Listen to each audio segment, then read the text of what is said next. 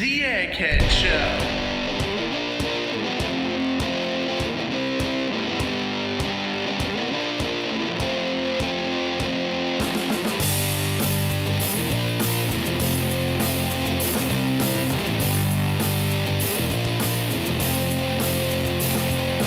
Alright, so my guest today is the one, the only, Girldoesrant. Hi, thanks for having me on. Nice to be here. Alright, my first question for you is, what inspired you to be on YouTube? I watched a lot of YouTube long before I ever decided to start my own channel, and I was a big fan of a range of different YouTubers, ranters, reviewers, let's players, indie filmmakers, musicians, whatever, really. Over time, I developed the desire to want to put something out there myself, so I guess they inspired me, or at least watching them kind of nudged me into wanting to try my hand at something myself. I like the sense of community around them too, big or small. I like talking to people, I like sharing something of myself with people, so it just kind of got into my head and went on from there. How would you describe your niche, and how did you discover it? Boobs.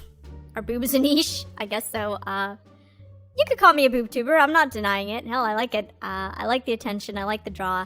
And as long as you have something solid to back it up with, I like watching it myself.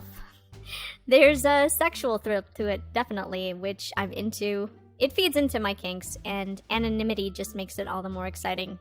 I'm very into masks. I can't say I really discovered the approach or anything. I mean, we've always had tits on YouTube, and we've always had anonymous presenters. I don't know how many people have combined the two, so I don't know how big my niche is, but I've always been a fan of both. I think both on their own can be a good gimmick. Nowadays, you need to do something different to get attention. You can be good at what you do without the gimmick, of course, but there's still the matter of getting people to stop and listen in a sea of other people trying to do the same. I know you probably get this question asked constantly, but why do you wear the mask and use the voice modulator? Oh yeah, though not as often as I used to.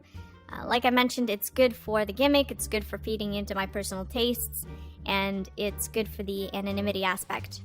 Just a well-rounded approach. What type of hobbies do you like to intake? I think the subjects I bring up on my channel reflect my hobbies very well. I think everything I enjoy has made it into a video at some point. Common hobbies like movies, video games, a lot of these fall into the horror genre. I love scary movies and games. I actually really like theater as well, drama. Used to do a lot of that in high school. I was a bit of a drama nerd, I guess, and peacocking in front of the camera suits me. I like to argue. Is that a hobby? Or maybe debate is the better word. I like talking to people with different opinions, political, religious, as long as the conversation is polite. Less common things, sexual in nature. I like BDSM, I like roleplay, masks. I'd like to incorporate that a bit more into the channel at some point, actually. I guess we'll see. When Brett Keane went after you, what was your first initial reaction? I didn't know him at first, and I think he was one of, if not the first person who made a video critical of me. There were a few others later, but his stuck out because it was so mean-spirited. In response to, honestly, what I thought was a very lukewarm approach to the subject of religion. I've always been a bit of a fence hugger there. I don't mind if your religion, whatever your religion is, so long as you don't hurt or take away from someone else, was the point of the video he criticized. And I remember just feeling very confused that he responded with so much vitriol. Then the private messages started rolling in from larger channels, a lot of them. Was not expecting that. People saying, oh, Brett Keane made a video about you, you must be worth watching, along those lines. And through these people I realized what kind of person he was, and it was very ironic. Because on the one hand, I thought so little of him as a result and never bothered to address him and never will.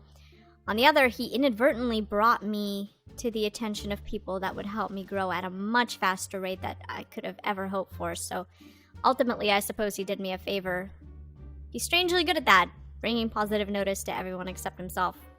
Go figure. You were on as a guest on the Drunken Peasants podcast. Will you go back at any moment in the future? Absolutely, I'd love to go back. I really enjoyed it. There's no plan right now or anything, but at some point when I have the time, I'll probably message and ask to be a guest again, if they'll have me. I watch it pretty religiously anyway, so I'm usually in the chat or in the comments. This is a follow-up to the last question.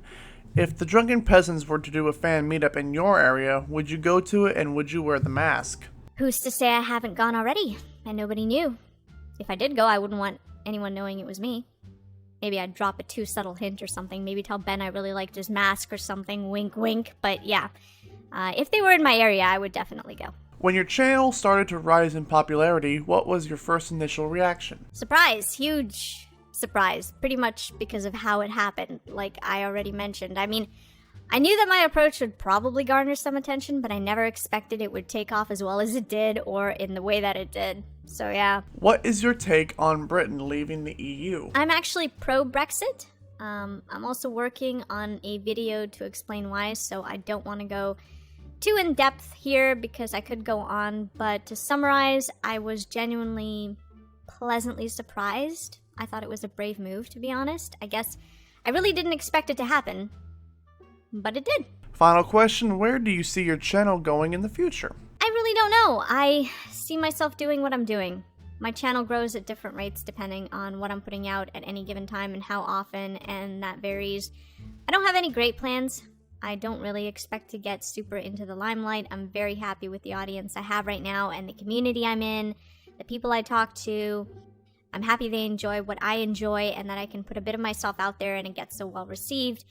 I suppose the channel will continue to grow at whatever rate it does, but I'm happy to have made it this far. It's a great creative outlet for me, and more than anything, I'd like it to continue being that. And that was the Girldoesrant interview.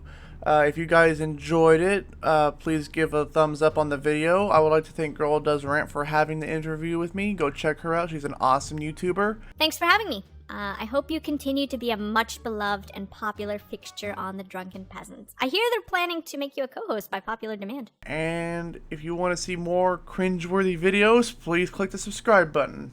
Alright, anyways guys, I'm Egghead, and I'll see you later. See ya. Bye.